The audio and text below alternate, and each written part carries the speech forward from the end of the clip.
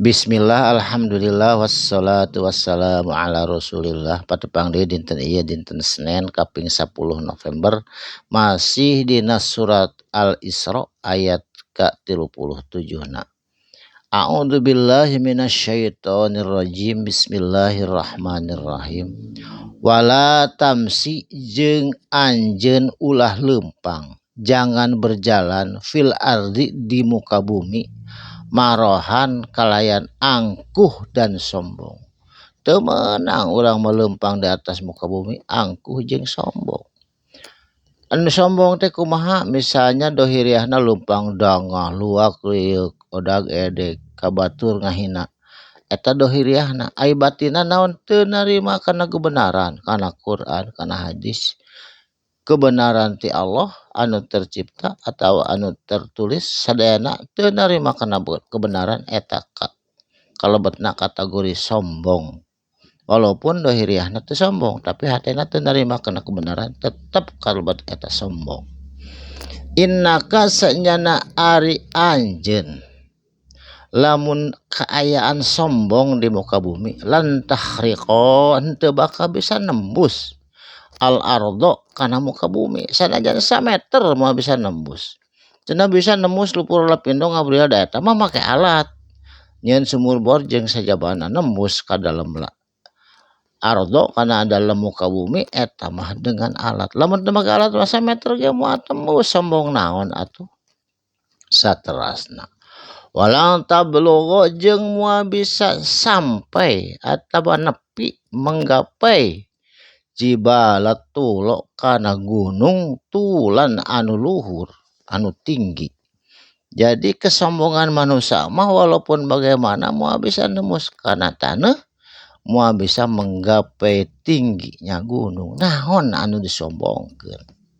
Saterasna. Kullun ari itu zalika eta anu kabeh kesombongan kemusyrikan kana eta teh bukti sayuhu kejahatan inda rabbika di sisi Allah rabbika pangeran anjeun lamun kalakuan musyrik bari sombong makruha dibenci ku Allah kana eta perkara. Allah membenci orang-orang yang sombong yang musyrik di muka bumi. Saterasna.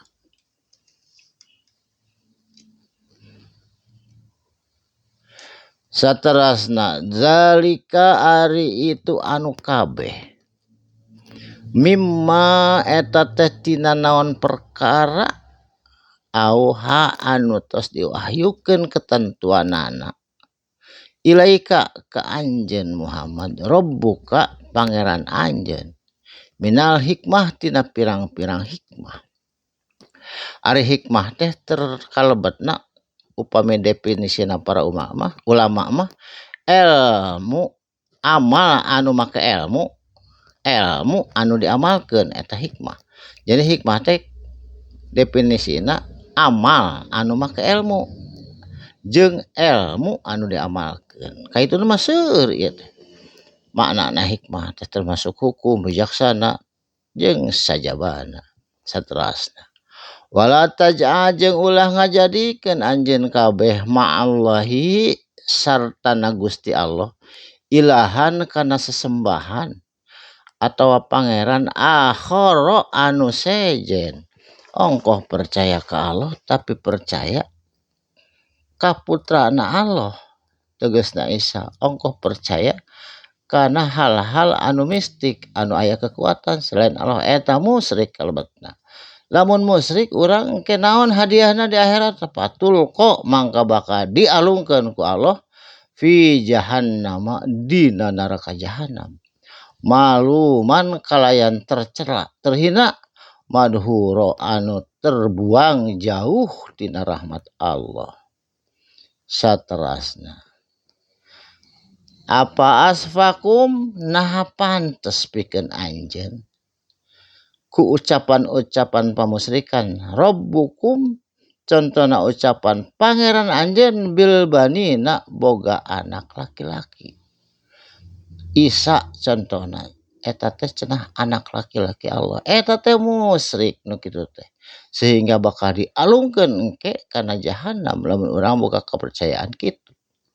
Saterusna wattakhadha jeung Allah nyanak atawa gaduh minal malaikat ti pirang-pirang malaikat inasa bentuk jama eta teh tina unsa perempuan. Jadi gaduh perempuan atau anak-anak perempuan seueur ti pirang-pirang malaikat eta oge musyrik. Pirang malaikat mah sanes putra Allah anu perempuan atawa Isa mah sanes putra Allah nu laki-laki eta sadayana oge musyrik nyebabkeun urang cilaka dunia jeung akhirat lamun boga pamandegan mode kitu. Innakum sanyana ari anjeun kabeh latakuluna eta teh pasti atawa yakin ucapan anjeun qaulan eta ucapan adiman anu gede dosana. Lamun urang boga kepercayaan kitu musyrik ka Gusti Allah eta ucapan anjeun kacida gede dosana atawa gede bohongna. Sabab yakin Allah mah qul huwallahu ahad Allahu samad lam yalid walam yulad walam yakul lahu kufuwan ahad. Allah mah Maha Esa teu puputra cara jalma jeung teu diputrakeun ku saha bae ge. Allah mah yakin Maha Esa teu aya bing-bilangan. Barakallahu li wa lakum sakalimah dua kalimah mugi aya mangpaatna insyaallah patepang dianji kalayan sehat saya sadayana amin ya Allah ya rabbal alamin. Shadaqallahul adzim. Wassalamualaikum warahmatullahi wabarakatuh.